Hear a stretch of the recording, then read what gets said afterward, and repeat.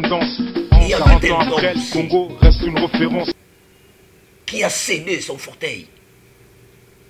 Il a cédé son fauteuil. Pour la Likambouetali Est.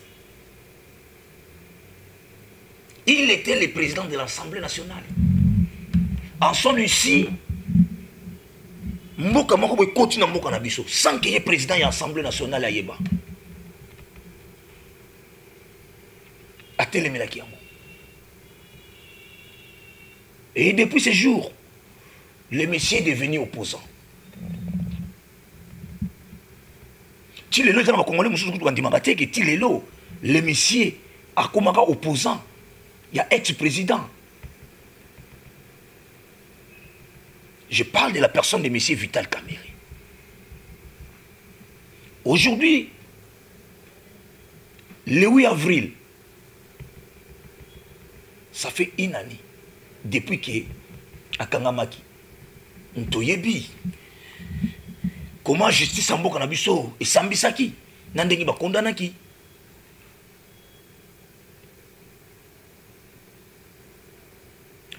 Le Messie a été condamné 20 ans de prison. Et 20 ans de prison, il y a service forcé aussi.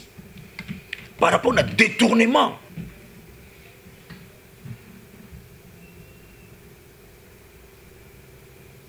Il y a Mbongo Mboka. Mais aujourd'hui, Maloube, combien il a changé? Tout ce que le Messie avait dit, tout ce que le Messie avait déclaré, et comme il le commande en Amish.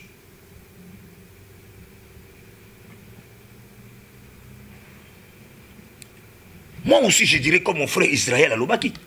Si c'est vrai, Bandak Olo Vital Kamerhe à Lobaki qui est Ezali, et mon ami na Kanchach, et mon ami na Bapor na Bamboka Oya Lobaki, et mon ami, tout ça est pardon.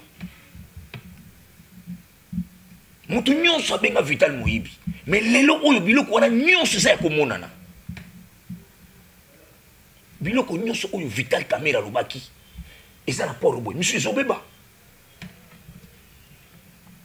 Alors ce qui ça vrai biloko wana, ndenge tomoni ministre ya budget je crois a déclaré qu'à lobby que ça vrai biloko wana ezali. Monsieur a kosala suni na kata prison. To libérer.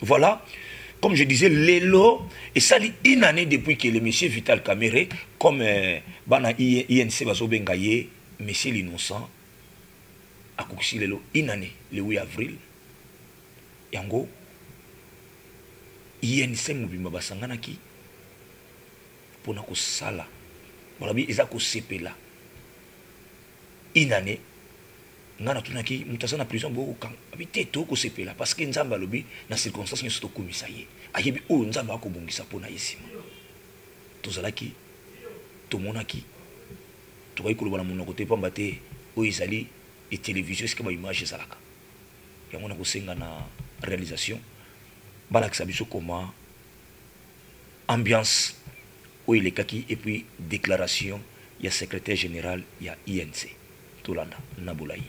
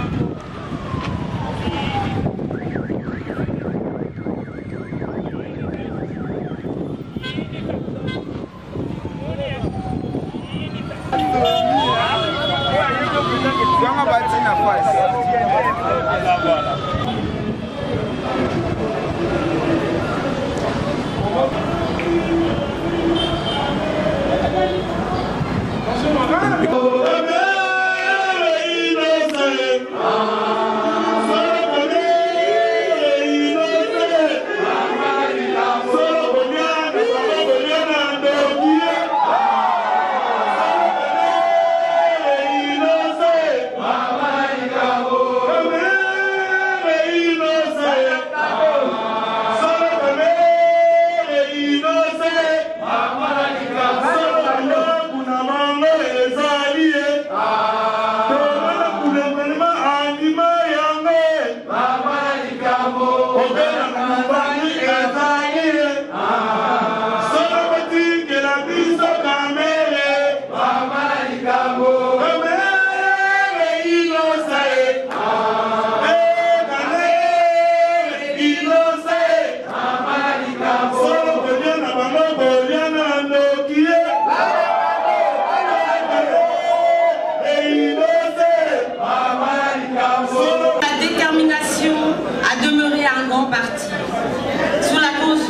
président national Vital Kamerhe et de notre secrétaire général Aimé Boji, que j'invite pour son mot de circonstance.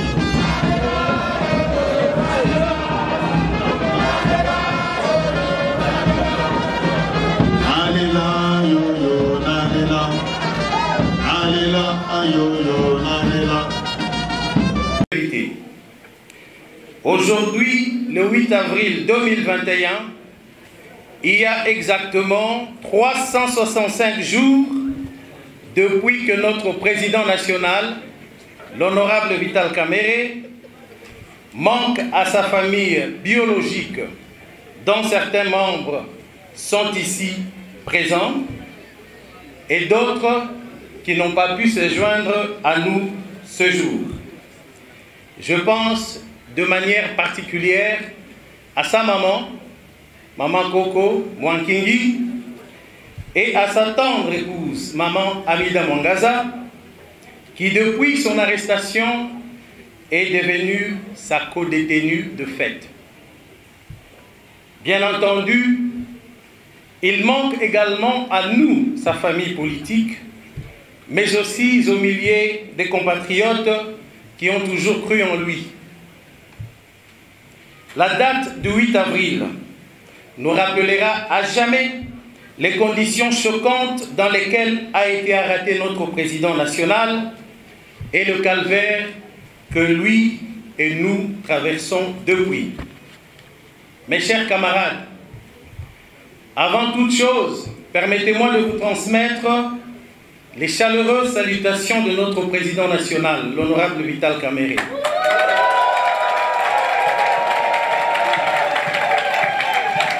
De son lit de malade au centre hospitalier Nganda, il est fier de vous. Fier de vous puisque vous avez tenu bon, résisté contre vents et marées et maintenu la flamme de notre parti, et ce, malgré les pronostics des prophètes de malheur. Chers camarades, alors que les détracteurs prédisaient la disparition de l'UNC au lendemain de l'arrestation de notre président national, vous avez prouvé le contraire en renforçant davantage l'unité et la cohésion au sein de notre famille politique. Aujourd'hui, l'UNC est debout et plus que jamais déterminé à maintenir sa flamme sur l'ensemble du territoire national et à faire face à toute éventualité grâce à l'engagement et à la détermination de tous ces militants et toutes ces militantes que vous êtes. Mes très chers camarades, l'arrestation de notre président national dans les conditions que nous continuons à dénoncer a certes bouleversé et choqué plus d'un parmi nous, mais cela n'a pas ébranlé notre engagement au sein du parti. Voilà pourquoi, tout au début, ayant constaté le découragement qui menaçait de s'installer dans les rangs de nos militants à la suite de cette déplorable arrestation, intervenue pendant les confinements à cause de la pandémie du Covid-19, j'avais, aussitôt la mesure de l'urgence levée, initié une vaste campagne de réarmement moral et de redynamisation de toutes les structures du parti élargies aux alliés et mouvements associatifs caméristes. Une campagne qui a eu le mérite de galvaniser les militants, de renforcer la cohésion au sein du parti et de contribuer fortement à la réussite des grandes manifestations organisées sur toute l'étendue de la République. Une éloquente réaffirmation de l'ancrage national de l'UNC et du leadership de son président national qui va au-delà des frontières nationales. Ces échanges nous ont permis de rapprocher la hiérarchie du parti de sa base. À travers elle, nous avions également recueilli les avis des uns et des autres, grâce auxquels nous avons mis en place des stratégies communes pour défendre la cause de notre leader. Car nous sommes et restons convaincus que l'arrestation, la détention, le procès et la condamnation de notre président national sont injustes. C'est pourquoi nous ne cesserons de clamer très haut son innocence. C'est pourquoi nous ne nous fatiguerons jamais de réclamer un procès juste et équitable en sa faveur et son acquittement pur et simple. C'est pourquoi, pour la énième fois, nous continuons à demander son évacuation pour des soins appropriés vu la dégradation de son état de santé. Mes chers camarades, comme vous le savez bien, malgré que nous sommes privés de notre chef, une année déjà aujourd'hui, nous n'avions pas baissé les bras. Avec le concours de tous les cadres et militants, nous avions mis en place quelques projets innovants dans le but de continuer à auréoler notre cher parti, l'Union pour la Nation congolaise. Ces projets sont déjà matérialisés pour les uns et en cours de matérialisation pour les autres. Nous pouvons notamment citer, à titre d'exemple, 1. Le renouvellement du site internet de notre parti, qui vous sera présenté tout à l'heure par notre cellule de communication. Vous conviendrez avec nous qu'à l'heure de la mondialisation, il est inadmissible qu'un parti politique de la trempe de l'UNC ne préparation de celle à venir. L'objectif principal étant de constituer progressivement une base de données pour nos futurs candidats, de mieux les aligner sur fond d'une meilleure compréhension des réalités démographiques, politiques et socio-économiques de chaque circonscription électorale. Bref, de mieux préparer les futures échéances électorales. Nul doute, ces outils nous permettront aussi de mieux préparer nos témoins pour sécuriser nos voix. 3. Nous avons acquis un logiciel moderne spécialement conçu pour la gestion des partis politiques avec le matériel informatique adapté qui va permettre aux partis, et ce aussi pour la toute première fois depuis sa création, de disposer d'une base de données de ses membres, mais surtout d'imprimer des cartes de membres plastifiées et biométriques en remplacement des cartes actuelles devenues obsolètes et donc on ne maîtrise plus la gestion. Au fil du temps, cet outil informatique devrait générer des revenus importants pour le parti à travers la vente de nouvelles cartes et des campagnes de collecte de fonds auprès de nos membres et donateurs qui deviendront désormais joignables à moindre effort et coût.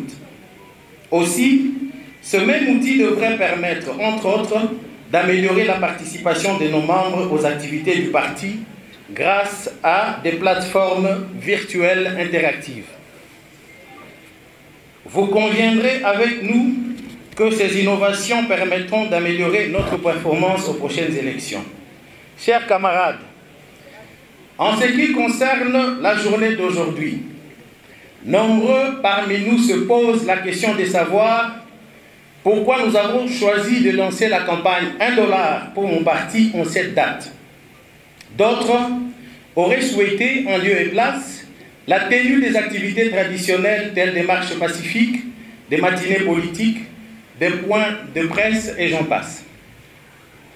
En toute humilité, nous pensons que la panoplie des activités incluses dans le programme de cette manifestation qui a commencé par une prière et qui va se poursuivre avec la projection du documentaire titré « Le verdict du temps », suivi du lancement du site internet rénové du parti, et enfin par le lancement de la campagne $1 pour mon parti, répondra au mieux aux attentes des uns et des autres. Le documentaire que nous projetons pour la toute première fois ce jour essaye, dans un condensé de 15 minutes, de retracer les temps forts du procès dit des 100 jours et fait parler différents acteurs nationaux et internationaux qui en exposent à suffisance les failles et irrégularités. Ceci, pour nous, est une forme de manifestation de notre désarroi et frustration face à ce procès incongru qui continue à défrayer la chronique. Nous n'avons l'ombre d'aucun doute qu'après l'avoir suivi, vous vous rendrez compte qu'il s'agit d'un véritable matériel de mobilisation, de sensibilisation et d'éveil de conscience sur les dysfonctionnements du pouvoir judiciaire dans notre pays. Une question dans l'avenir par la modernisation de sa gestion. Enfin, le lancement ce jour de la campagne $1 pour mon parti est pour nous une façon de démontrer avec force à la face du monde que malgré l'arrestation injuste de notre président national, l'UNC reste et restera debout, déterminé, uni et mobilisé derrière son leader Vital Kamerhe. Votre participation à cette collecte de fonds sera une manifestation et un symbole fort de votre résilience et de la foi que vous avez en l'avenir de notre cher parti. En donnant $1, $10, $100, $1,000, $10,000, $100,000 et pourquoi pas $1 million ou, entre autres, l'achat du siège national de votre cher parti, vous aurez grandement contribué à la consolidation des acquis de sa première décennie d'existence tout en garantissant son avenir. Lancée aujourd'hui à Kinshasa, cette campagne va s'étendre dans toutes les interfédérations et fédérations du pays et celles de plus de 40 pays de la diaspora où est représentée l'UNC. Elle a aussi pour objectif de permettre à tous les membres de l'UNC de s'approprier de la vie de leur parti en tant que patrimoine commun. Car, dit-on, les hommes passent, mais les institutions restent. Tout à l'heure, je vous inviterai donc à contribuer massivement en vue de nous permettre de lever les fonds requis pour cette noble cause. Mes chers camarades et distingués invités, en cette mémorable date de l'arrestation injuste de notre leader, lançons un message fort au monde entier en réitérant notre loyauté à notre président national ainsi que notre détermination à perpétuer son œuvre, notre œuvre commune, bâtie à la sueur de nos fronts et au prix de notre sang au cours des 10 dernières années. Bravant toutes les difficultés et traumatismes causés par son abrupte arrestation, son procès et sa condamnation expéditive, ensemble, nous avons fait preuve de résilience et de la capacité de ne pas perdre de vue la nécessité d'assurer la survie et la consolidation de notre parti politique, tout en militant pour sa libération et son acquittement. Dans cette optique, je voudrais saisir cette opportunité pour vous exhorter à continuer de préserver, surtout en ces moments des enjeux politiques importants, cet esprit d'amour et d'unité qui nous a toujours caractérisés. Car divisés, nous serons affaiblis et unis, nous serons plus forts. Chers camarades, compagnons de lutte, tout au long de ce voyage pénible et plein de vicissitudes, vous m'avez témoigné de votre soutien, de beaucoup d'affection et d'encouragement, qui m'ont permis de garder intact ce grand temple qu'est notre cher parti. Je vous en remercie du fond de mon cœur. Avant de clore ce propos, je voudrais encore une fois, au nom de tous les cadres et militants de l'UNC et alliés, lancer un cri de cœur, un appel pathétique pour l'évacuation de notre cher président national, l'honorable Vital Kamerhe, aujourd'hui 365 jours en détention injuste et dont l'état de santé ne cesse de se détériorer, vers un centre hospitalier approprié, un homme libre pour des soins adéquats. La place de Vital Kamerhe n'est pas en prison. Pour terminer, qu'il me soit permis, je n'ai pas la flamme spirituelle de Tchatumba, mais je voudrais terminer en paraphrasant sa sainteté le pape François qui, pendant la période des carêmes, nous a dit, je cite, « Nous avons vu la persécution que Jésus a subie, la façon dont il a été jugé avec acharnement tout en étant innocent. Prions ensemble aujourd'hui pour toutes les personnes qui souffrent pour un jugement injuste. » Fin des citations. Que vive l'Union pour la nation congolaise, que vive son président national, que vive la République démocratique du Congo. Je vous remercie.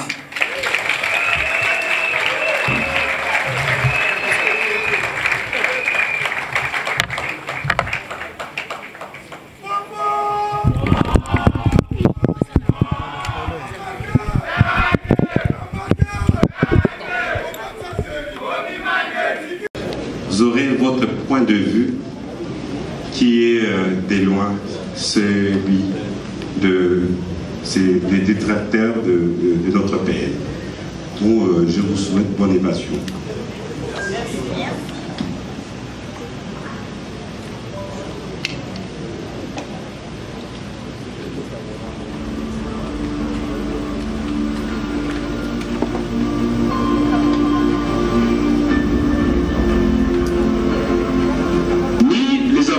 De la République, ni le ministère public, ni les intervenants de tout à l'heure, personne n'a pu démontrer la culpabilité de M. Vital Kamerhe. Un mensonge peut faire le tour de la terre le temps que la vérité mette ses chaussures, dit-on. Ça fait aujourd'hui une année que s'ouvrait l'affaire judiciaire la plus controversée de toute l'histoire de la République démocratique du Congo. Le célèbre procès de Sonchou, en rapport avec le maison préfabriquée, fut le cobaye idéal choisi dans les officiers politiques pour démontrer à la face du monde le retour de l'état de droit qui demeure malheureusement inexistant à l'heure actuelle en République démocratique du Congo. Loin de respecter la procédure pénale, cette débâcle judiciaire mise en scène par des scénaristes politiques chevronnés avait choisi d'immoler en holocauste Vital Kamerhe, victime expiatoire, alors directeur du cabinet du chef de l'État. Nous sommes dans un exercice, votre honneur, où il faut prendre des raccourcis. Si quelque part il y a une réunion qui s'est tenue, je dis bon, nous allons bouffer du Kamerhe, mais que les gens sachent que ma vie, c'est Dieu qui nous a fait. Et que nous Le monde entier avait suivi en direct à la télévision nationale ce procès parodique caractérisé par un acharnement brutal ainsi qu'une incohérence et une incertitude dans le chef d'accusation. Pour atteindre leur objectif à travers ce spectacle judiciaire semblable aux science-fiction, le metteur en scène ont ciblé le point sensible dans le cœur des Congolais, à savoir l'émotion.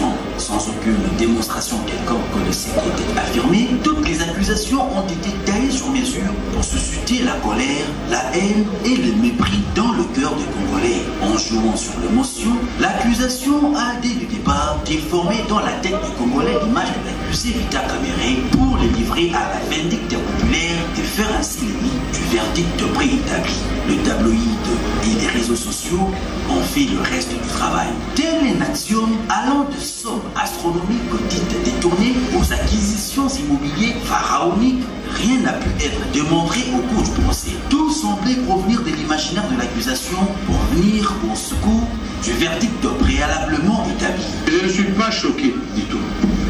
Je ne suis pas non plus surpris, parce que depuis le début de cette procédure, j'avais déjà senti la brutalité, l'acharnement avec lequel ma personne avait été traitée. Je disais déjà à ma femme, la messe est dite. En tant qu'homme d'État, j'accepte déjà ce qui va arriver. Pas plus tard que ce matin, quand il est venu, on a prié, je lui ai dit, vous allez entendre là-bas 20 ans, 30 ans, 40 ans, préparer les enfants moralement à cela. Parce que la vraie justice viendra de Dieu. Quand les juges ici, ils meurent, c'est l'acte de la justice là-bas, Dieu reconnaît que nous sommes.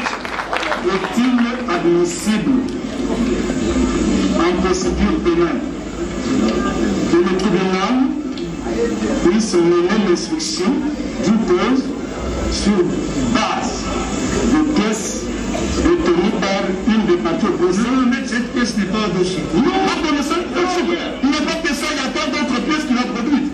Mais ce qui est très surprenant, c'est que, vous le dites vous-même, les parties civiles citent 2000 pièces de procédure qui, selon elles, fonderaient la condamnation de Vital Kamerhe, mais la défense n'a pas eu accès à ces 2000 pièces. La défense n'a jamais pu constater l'existence de ces pièces et, a fortiori, ce qu'elles contiennent.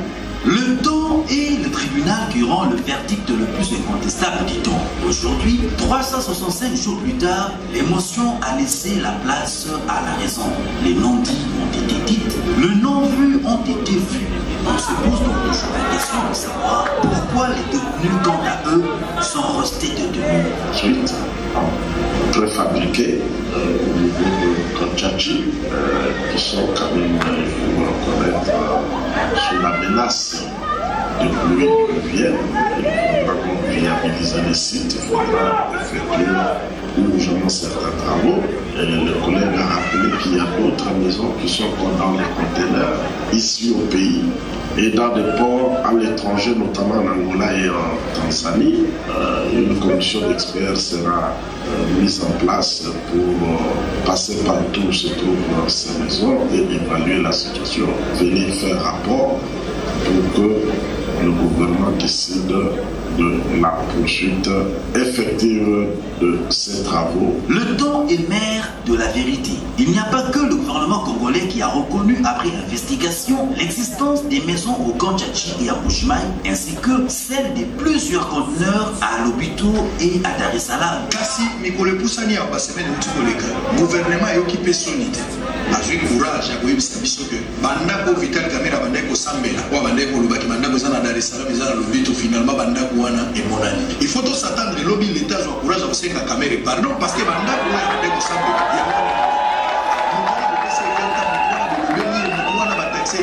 Sous une autre forme, on a vu que Kamerhe avait raison. Donc il faut passer à Kamerhe, pardon, on laisse excuser pour même si notre réputation. Vital Kamerhe n'a jamais été condamné conformément à notre droit. Le principe sacro-saint de notre droit, c'est l'interprétation stricte de la loi pénale qui est le corollaire du principe de la normativité de la loi pénale, qu'on appelle la légalité. En France, on l'appelle d'ailleurs le principe de la textualité.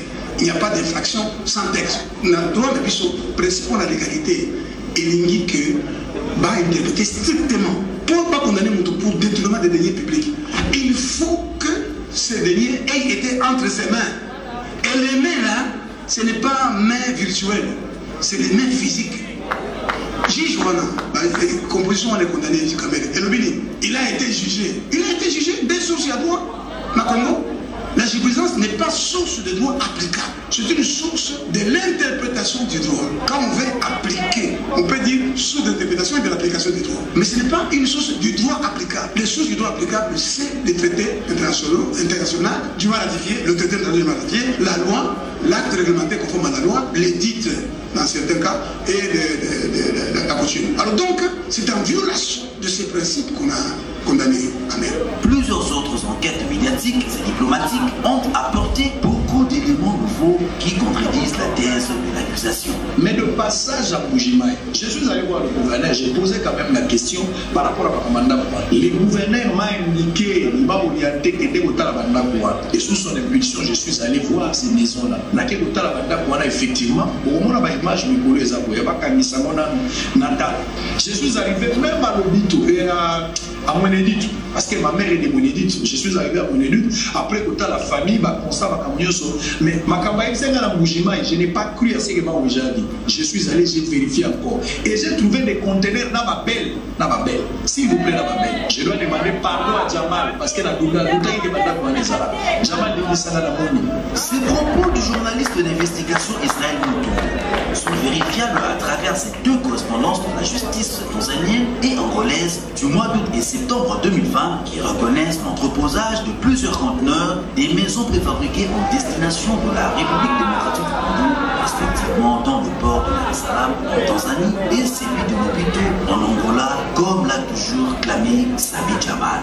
Avant d'abord de me condamner, il faut envoyer quelqu'un à la Kamchachi, à l'intérieur, regarde le travail. Et je suis innocent. Et constater le silence du gouvernement congolais face aux multiples alertes lancées par Sami Boubala Jamal, l'entreprise turco-garmante fournisseur de maisons préfabriquées a pris la relève en transmettant depuis le mois d'août 2020 une pluie de correspondances destinées directement au président de la République avec presque la même teneur.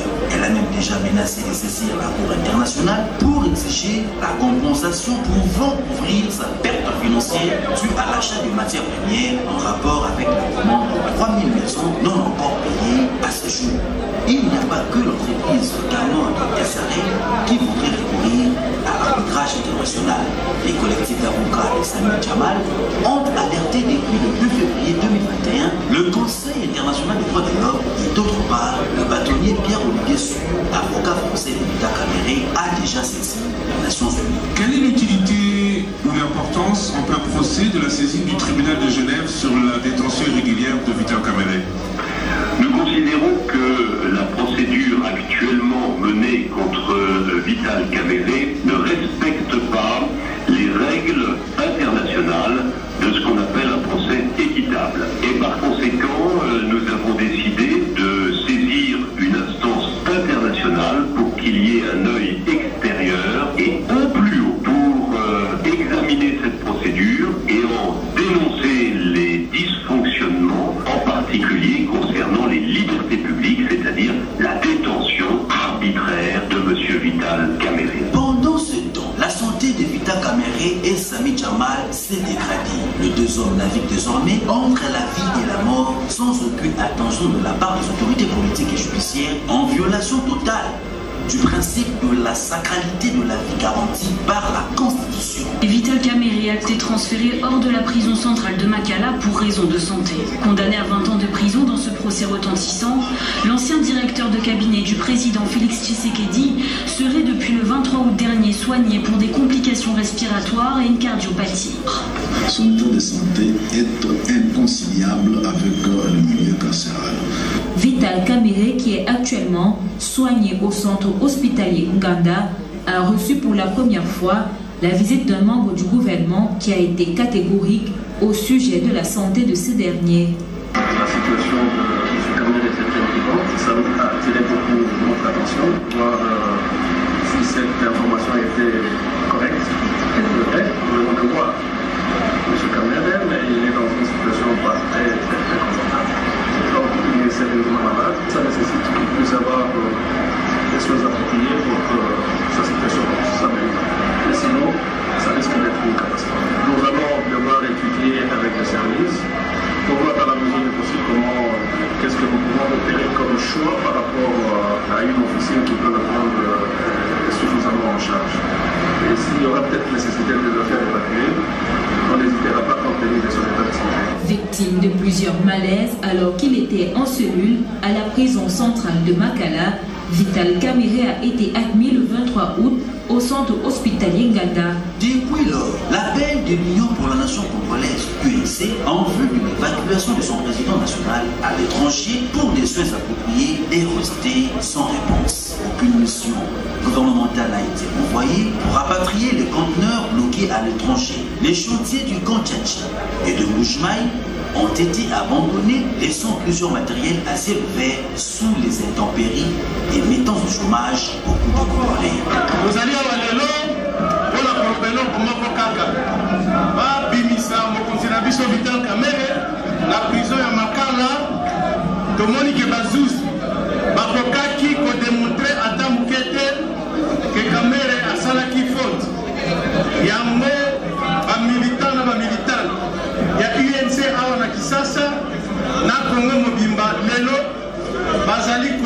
bakonzi ya mboka boye biso nyonso tolingi état de droit biso nyonso tobundaki mpona état de droit mibeko etosama Kamere azali criminel vu le su du procès, du déroulement de ce procès, nous avons tous vu que le président Kamere était innocent, mais nous pensons qu'il y aura et il y a encore des gens honnêtes, sincères, pour pouvoir juste être pris de paix et de justice, comme je l'ai dit, pour pouvoir acquitter le docteur Vital Kamere.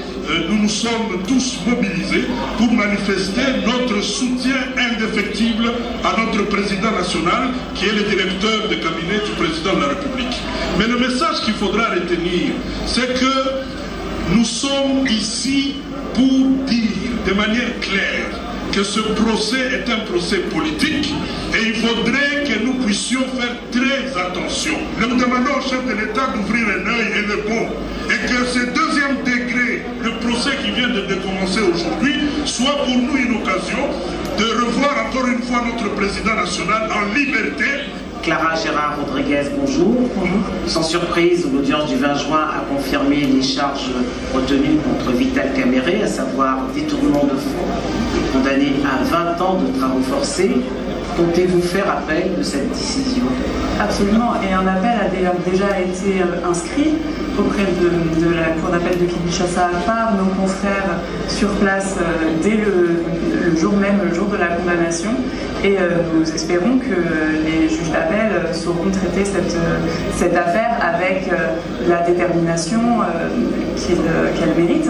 Nous espérons un procès équitable, c'est-à-dire un procès qui respecte les droits de la défense, tels qu'ils résultent du droit de la procédure pénale en RDC et également des standards internationaux tels qu'ils sont protégés et garantis par les différents pactes internationaux auxquels la RDC est partie. Concernant l'état préoccupant de santé du président national,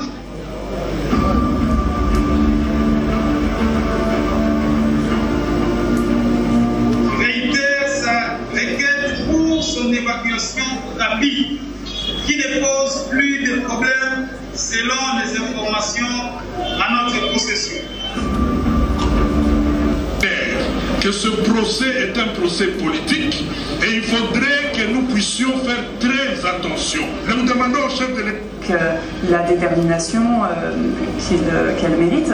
Nous espérons un procès équitable, c'est-à-dire un procès qui respecte les droits de la défense tels qu'ils résultent du droit de la procédure pénale en RDC et également des standards internationaux tels qu'ils sont protégés et garantis par les différents pactes internationaux auxquels la RDC est partie. Concernant l'état préoccupant de santé du président national, tout en lui apportant tout son soutien, la direction politique nationale réitère sa requête pour son évacuation rapide, qui ne pose plus de problèmes selon les informations à notre possession.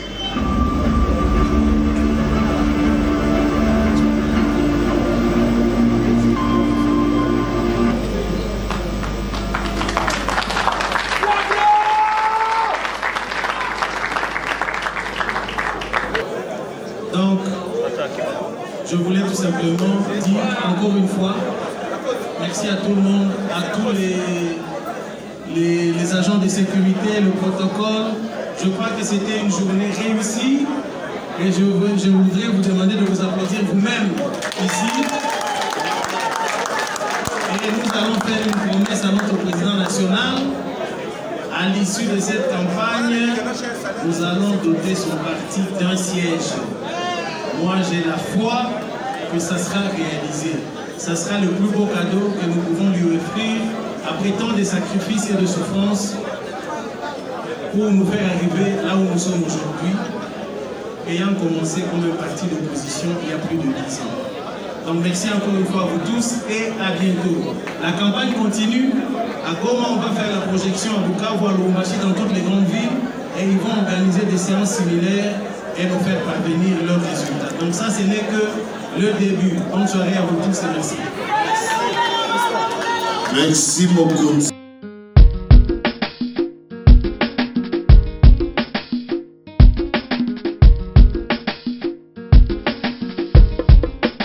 Mboko yo Congo ekolo tobitilaka tolo yo soki tolo mpona kongo ngonga kosala kimia yango yo poko yo kongo ekolo tobitilaka tolo yo soki tolo mpona kongo ngonga kosala kimia yango yo 1960 indépendance